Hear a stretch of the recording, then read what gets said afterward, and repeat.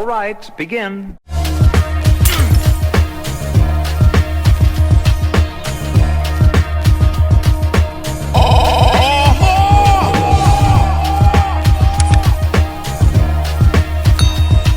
What's going on YouTube, and welcome back to the channel. I hope you guys woke up happy and healthy this morning. That's the most important thing. So I want to ask you guys a favor. If you don't mind, hit that like button and also share this video so we can push this video through the algorithm and get this channel to where it needs to be. And as always, I appreciate the love and the respect, guys. You know I don't ask for much. Now with that said, let's go ahead and dive face first into the drama and talk about the versus battle last night between Fat Joe and Ja Rule. Now I must admit that I wasn't too enthused about this versus battle between Fat Joe and Ja, due to the fact that I didn't think that Fat Joe had the catalog to hang with Ja Rule, to be honest. Now I will say this, growing up I did resonate more with Fat Joe's music due to the fact that the climate and the environment that I grew up in, I thought I was some tough guy running the streets. So Fat Joe had a lot of gangster music that I really liked. Now Ja Rule, I liked his music too, but it was more for the ladies. I couldn't ride down the highway blasting his music, right?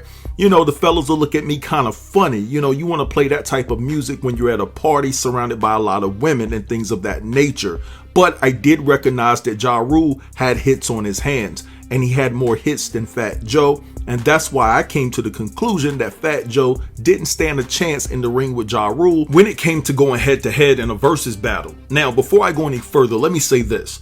We need to give Ja Rule his flowers. We need to stop acting like Ja Rule did not exist in the early 2000s and that he wasn't dropping hit after hit after hit. And you know, I could care less about how people feel about Ja Rule because 50 Cent came in the game and pushed Murder Inc. off the map. I could care less about that. We can't allow a clown like 50 Cent to overshadow the work that Ja Rule put in, and it's evident that Ja is elite at what he does. So I'm not gonna let a clown like 50 Cent overshadow this brother. If nobody's gonna step up to the plate to give Ja his flowers, I'm gonna step up to the plate and say, brother, job well done. You deserve it, right? But anyway, Fat Joe and Ja came together and they put on a show. Now, I believe that there's different levels to putting on a show. I believe that Fat Joe's show was corny and there was a lot of unnecessary antics. And most importantly, the way that Fat Joe took it upon himself to disrespect Vita and Little Mo was just cringeworthy, and he should have been chin checked on that stage. And trust and believe, we're going to talk about it because I've had enough of Fat Joe's pimento cheese smelling ass, or at least he looks like he smells like pimento cheese. Hell, I'm just insinuating, but this brother, man, he's been out of pocket for quite some time, and it's time for somebody to check him, man. So check this out. Vita and Little Mo were backstage set to come out to perform Put It On Me, right? The song that they collaborated with Ja Rule on.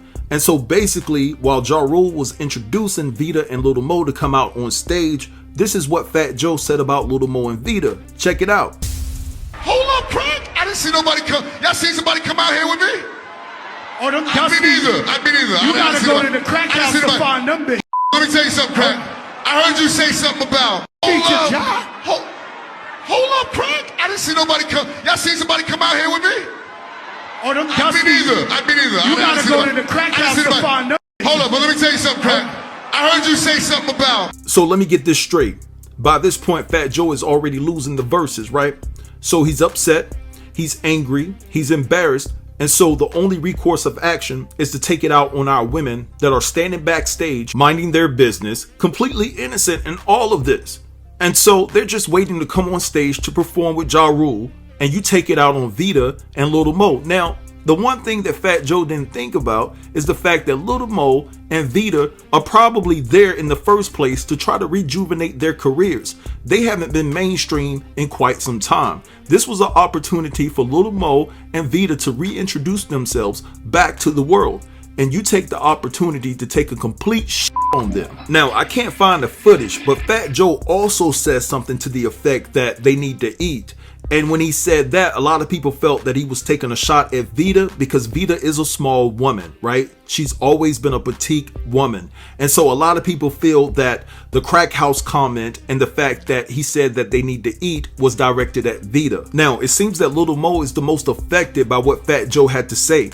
because under the post that the Neighborhood Talk made on their Instagram, and shout out to the Neighborhood Talk, she basically responded to the footage of Fat Joe calling her and Vita some dusty bees by posting several broken heart emojis in the comments of the Neighborhood Talk's post in regards to the situation. So it seems that Little Mo was surprised that Fat Joe would go down that avenue to disrespect them to the 10th power. Now on top of that, I want to talk about this pivotal point in the versus battle that really ticked me off in regards to what Fat Joe said about Little Mo and Vita, because it all ties together and it's very disrespectful and it's insensitive on the part of Fat Joe. So like I said previously, Fat Joe came heavily armed with all the antics, all the tricks, all the curveballs, because he knew that he couldn't compete with Ja in this versus battle. So at one point in the show, he basically gave Ashanti and Remy Ma some bags. Check out this footage and I'll be back to tell you why it's so disrespectful in regards to Vita and Little Mo.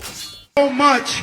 I want to give you something because y'all deserve it. Let me see your wrist, man. Give my sister some shit. You know, big money shit. Give my sisters big money shit. Come on, open that shit up, man. Let them see. Open that shit up, man. Give my sisters some shit.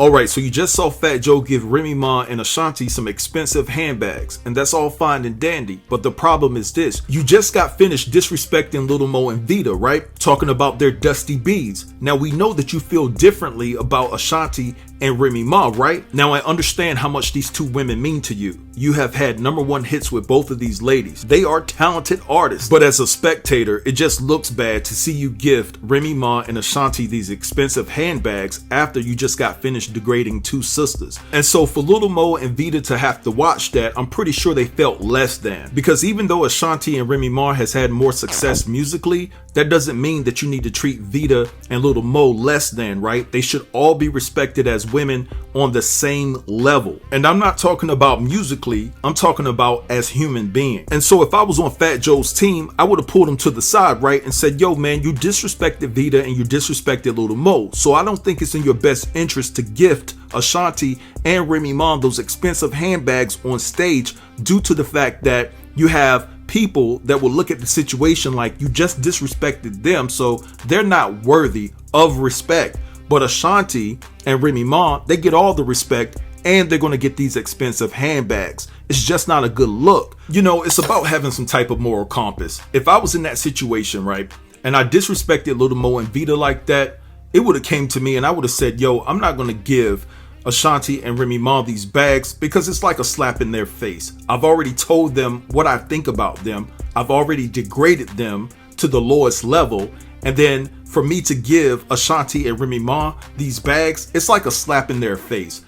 That's just how I feel about the situation. And if anything, I would have gifted them privately, right? Now I understand that this was part of Fat Joe's plan. It was a part of Fat Joe's script. But me personally, I would have flipped the script and eliminated that part out of the show. That's just me personally. But anyway, I'm gonna let this go and let y'all have at it in the comments. Drop down and let me know what you think about this particular situation. Don't forget to like, comment, share, and subscribe, and I'll get with you in the next video. Thanks for watching. Peace.